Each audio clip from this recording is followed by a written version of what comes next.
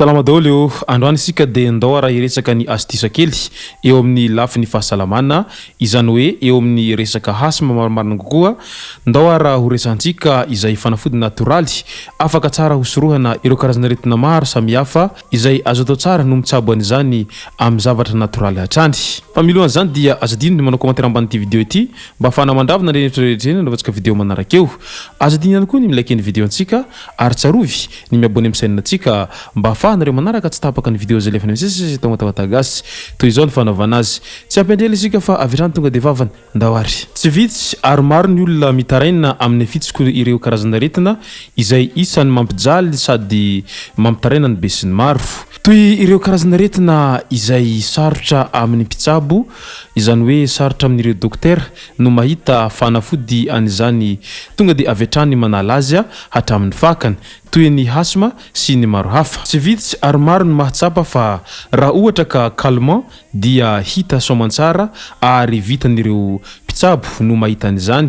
Ary noho izay calmant zay dia lasa manao traitement lavareny tsy misy farany ary misy aza mandritra ny androm-piainany dia miaina ao anatin'ny tebiteby sy fararina foana ilay olombelona noho ireo aretina ireo tsy ahitana fanafana. Raha toa ka marary ny appendicite ianao rehefa makany amin'ny mpitsabo dia hozy ny mpitsabo hoe rehefa lany ity fanafody ity dia miverena ty ianao. Rehefa miverina anao amin'izay fotoana izay dia efa miomana fa tsy maintsy ho avy ny fandidina hanesorana an'izay appendicite zay fa tsy mbola nisy ny mpitsabo no nahita any fanafody afaka mandevina an'ireo appendicite ireo mandraky teny androany.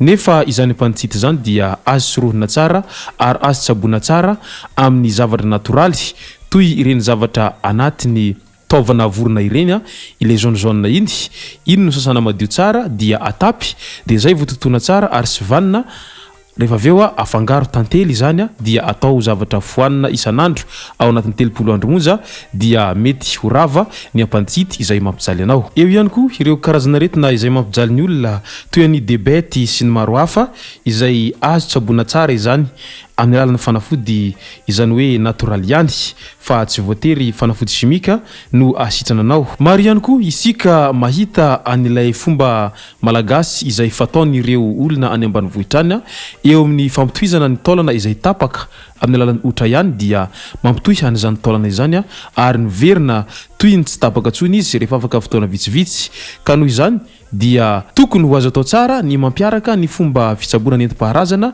amin'ny fomba fitsabona moderna mba ahafahana mahazo vahaolana tsara ary mba ahafahana mitondra vahaolana sy sosikevitra ho an'ny vahoaka rehetra izay marary. Eo ihany zay fa ity misy fijorana vavolombelona izay nataon'olona tao amin'ny tambazotra jeresera Facebook tao ka hotateriko aminareo atao anatin'ity video ity toy izao ny fijorana vavolombelona izay nataony tiranamana ity.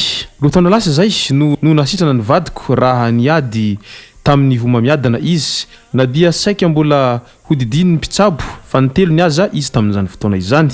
Encore merci lala taxi tamin'ny torohevitra ho izy hatrany. Zareko aminareo izy androany dia asakasakareo mba handray na tsy handray an'ity zavatra izay ho lazaiko ity. Resaka mantalisy no zavatra nisy amin'ity zavatra ho lazaiko anareo ity. Mantali dia zavatra maniry ary fantatsika tsara ny faniriny izany mantali izany ary mahazaka lehibe dia lehibe izany mantali izany rehefa ambolena. Ny toerana ahitana azy dia hita manerana ny nosy io mantali io ary azo atao tsara ny mitsabo tena amin'ny alalan'izany mantali izany. 10% no aretina no sitran'izy io fa ny anay moa zany dia cancer no sitrana tamin'izany mantali izany. Ito ary ilay izy apetraka ao anaty rano tsy azony masoandro ao anatin'ny 4 ora dia maina ilay raviny. Mampangotraka rano ray litatra sasany dia rehefa mangotraka dia asina ravina folo dia avela eo ambonin'ny afo 20 minitra tsy hifina aveo. Raha traitement dia 3 tasy isanandro mandritra ny 20 andro dia manao pause kely ao anatin'ny 10 andro dia miverina misotro ndray rehefa aveo. Atao izany ao anatin'ny 3 volana. Raha préventif kosa dia 3 tasy isanandro ao anatin'ny 7 andro dia mamerina isaky ny 3 volana. Dia miampy anito zito ihany koa.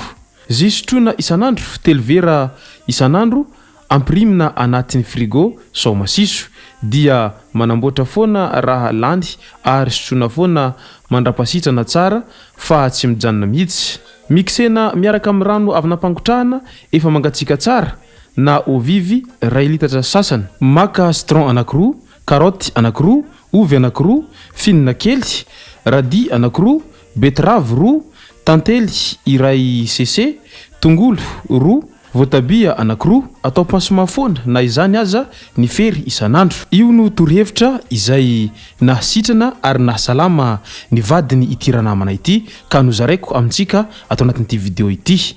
Fa manaraka eo dia ndaondrara hozaraiko aminareo ny fanafody natoraly izay mahasitrana ny asthme ary ijoroako volombelona mo izany ka hozaraiko aminareo rehetra izay manaraka an'ity video ity satria efa nazoko vokatsoa ilay izy ka satroko ny mizara an'izay zavatra mba nazahoko an'izay vokatsoa sy tombotsoa lehibe izay. Ireto ary ny zavatra afaka anaovana tsara ny traitement na asthme. Hozaraiko tapany anankiroa ilay izy. Ny tapany voalohany dia hozaraiko resaka traitement eo amin'ny resaka calmant fotsiny fa fanafody natoraly dia avitana an'izany calmant izany. Fa ny tapany faharoa kosa dia ny fanafody izay tena manala hatramin'ny fakany izany resaka asthme izany. Toy izao ilay izy. Raha eo amin'ny resaka calmant na asthme dia azo atao tsara ny zavatra natoraly izay tsy ampoiziny be sy ny maro nefa avitana mikalme an'izany asthme izany. Raha mahafantatra isika ireny araignée ireny tsy ilay araignée kely fa ilay araignée izay tena lehibe izay matetika hitantsika amin'ireny manga sy ny maro hafa ireny any anaty alany na koa amin'ireny toerana be manga sy be rofia ireny dia alaina ilailay an'ilay araignée izany hoe iny étoile d'araignée iny zany alaina dia ampangotrahana amin'ny rano atao mangotraka tsara dia iny no atao rano fisotro isanandro. Raha olona voan'ny asthme no manao an'izay dia calme ilay asthme ary tsy de matetika mihetsika ilay asthme amin'izay fotoana izay. Izay anefa dia calmant fotsiny fa tsy afaka manala ilay asthme hatramin'ny fakany.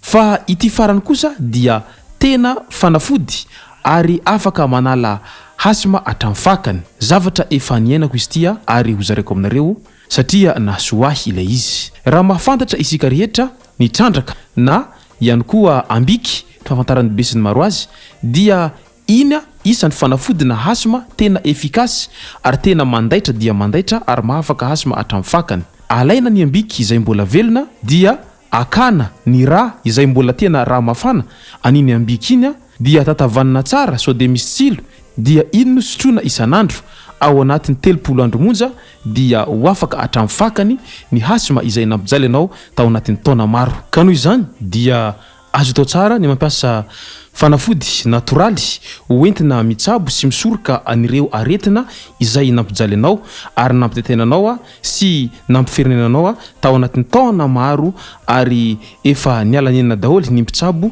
sy ny hôpitaly rehetra izay nandiananao. Izay ara no ela tomboko lasy tomboko vavy manasika rehetra hanao commentaire ambanin'ity video ity mba afahana mandravina rehetra rehetra eny anaovantsika video manaraka eo.